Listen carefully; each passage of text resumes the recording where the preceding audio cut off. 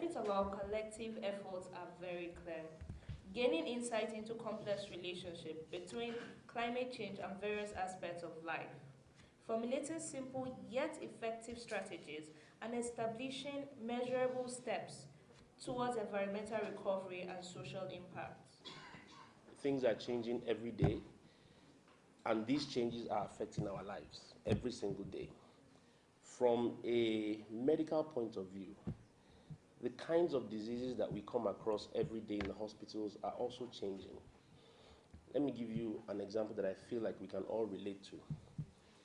How many of us have had malaria at least more than once in the last 3 months, for example? And then you tell the doctor, oh, I've been treating malaria, I've been treating it 3 times, 4 times, and it has refused to go. So there is a direct link from climate change to recurrent malaria. This fine woman, can do better now.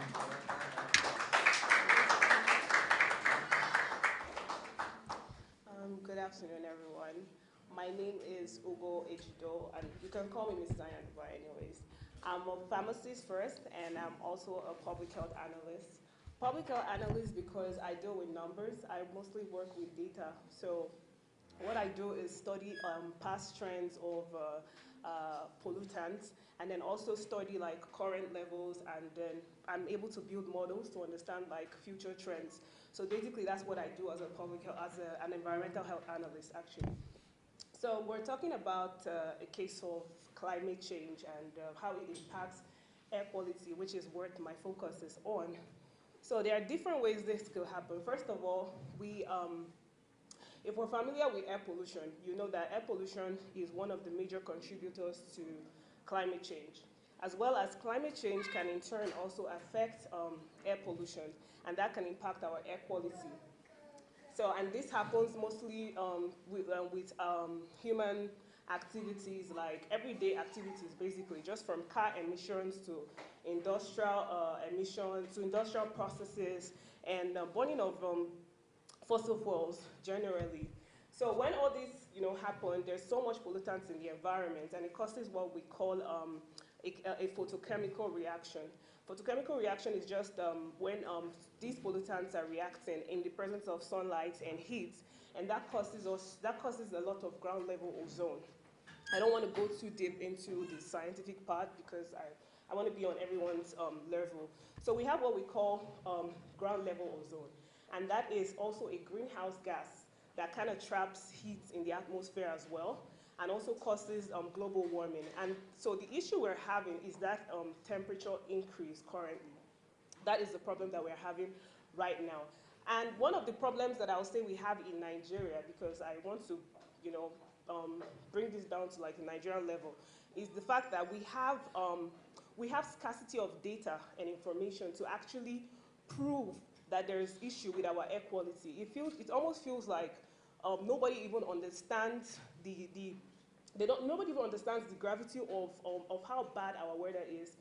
In fact, I'm grateful for this presentation happening, this talk happening right now, because there could be no other better time to talk about it than right now when we have Harmattan season. I don't even need to tell you anything. All you need to do is go out and look out, and you can see the amount of haze we have outside, or smogs.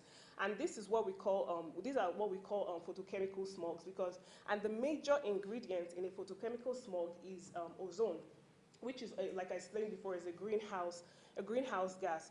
So when we have these pollutants in the environment, of course they're affecting our health in different ways that people may not even know. You are falling sick every day. For example, I'm very prone to hay fever. So periods like this are the worst in my life because I have to literally live on antihistamines. I mean, I'm grateful we have a doctor in the house. I hope taking antihistamines is great every day because I see myself having to live with that in this country. And that, I don't think that isn't good. And there's other people too who are also facing issues like this. So we have different things that that climate change is doing to impact our environment. It also causes precipitation changes. Precipitation is the reason why we have rainfall. And because of this unusual warming of temperature, we could have droughts, just like the first speaker explained. And when you have drought, you're having more dry land. when you have that, it's very easy for heavy wind to blow, and then you see things like sandstorms and dust storms and all of that, and that could increase the level of particulate matter that we have in our environment. Particulate matter is one of the most important pollutants in the environment that we need to put on check, as well as ozone. These are the ones that we come in contact with every day, whether we know that or we don't know it. So particulate matter is something that we need to put on check in the country, because they are very tiny that you can't see, but when they get into your body, they cause a lot of harm inside your body. We also have a case of something we call thermal inversion. I don't know if anybody has ever heard of the word thermal inversion before. Thermal inversion is just, when you were in school, for those of us that did geography, you are being taught that the higher you go, the cooler it becomes. But with a thermal inversion, the opposite is the case. The higher you go, it becomes warmer. So we have a case where we have cooler air on the ground level, and then we have the middle level has very warm air, and then on top of that we have cooler air again, which is very abnormal, because what that does is when you have so much smog on ground, it doesn't let it diffuse. Normally when you have smogs or pollutants in the environment, when you have with air, that can it's expected to just diffuse into the atmosphere and then leave. But when you have a thermal inversion, because of that warm air present somewhere in the middle, what happens there is it doesn't allow those smogs to diffuse. So it kind of suppresses it back to ground level, and so we're living with a lot of pollutants in the environment. So climate change is definitely a very, very important topic, because in one way or the other, whether you like it or not, it affects you directly or indirectly without even knowing. And like I said before, one of the issues that we're having in Nigeria is the lack of data to actually, we don't even have a good monitoring system, which is mostly the work that I do. So I monitor these things, I monitor particulate matter. For example, I'll give you an example. As I right now, we have levels of particulate matter levels as high as 300 micrograms per cubic meter currently.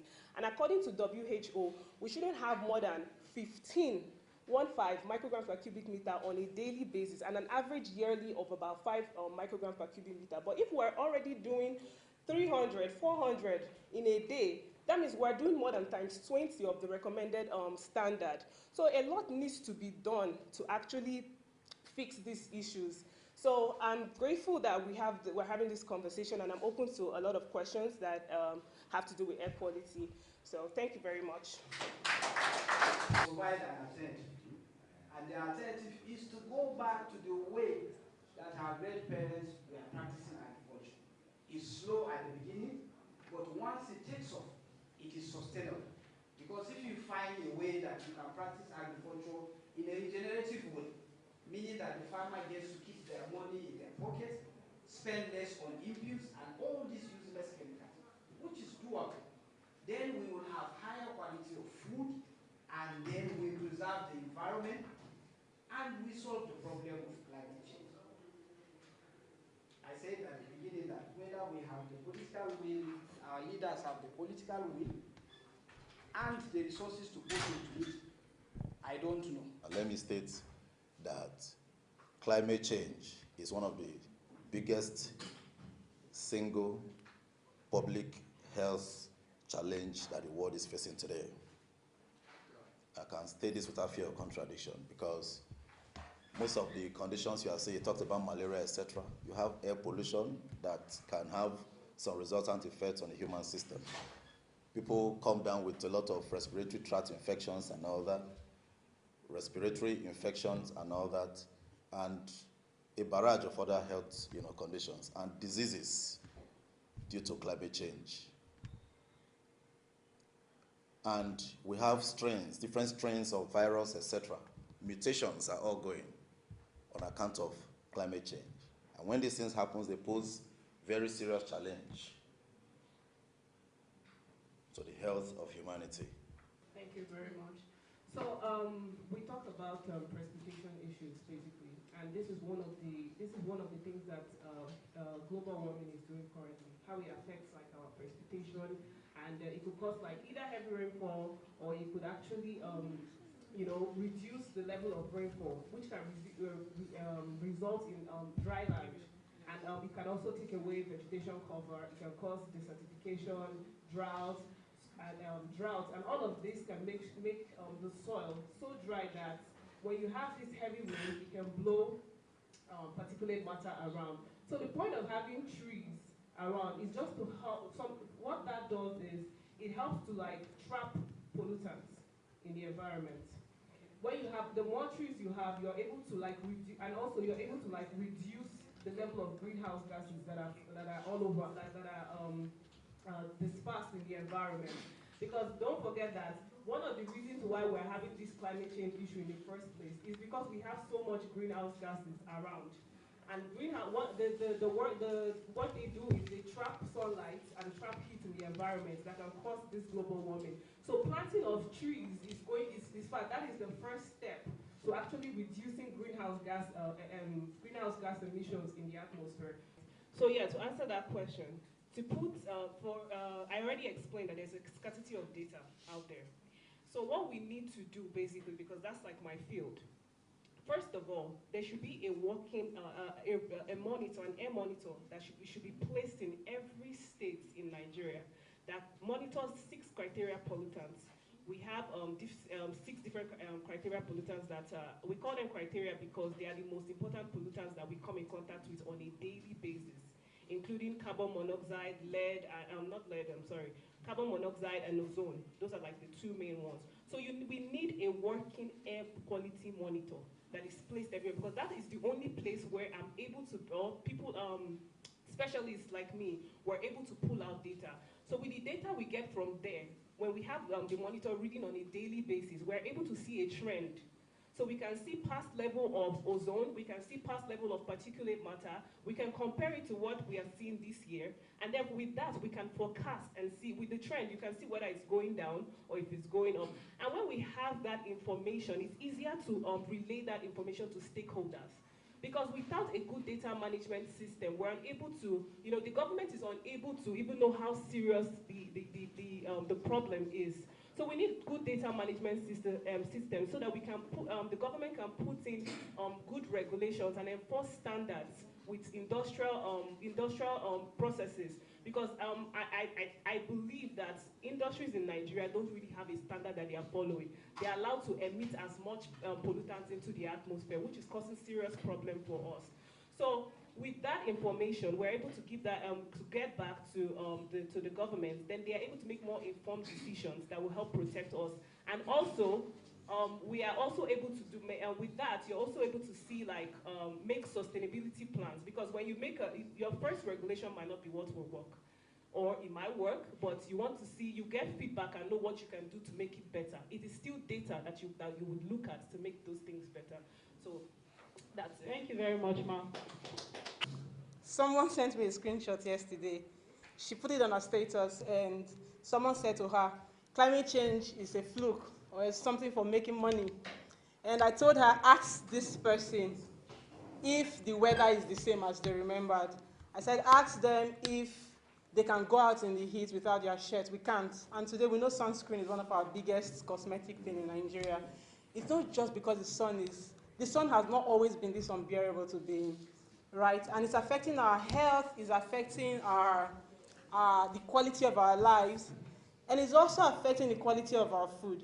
And if we need food to survive, then we should be able to know when to plant and when to harvest, or what goes in what season, right? Thank you. Finally, I got this right. Yes.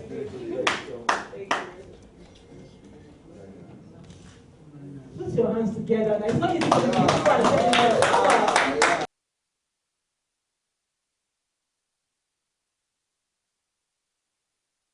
Let's now be there.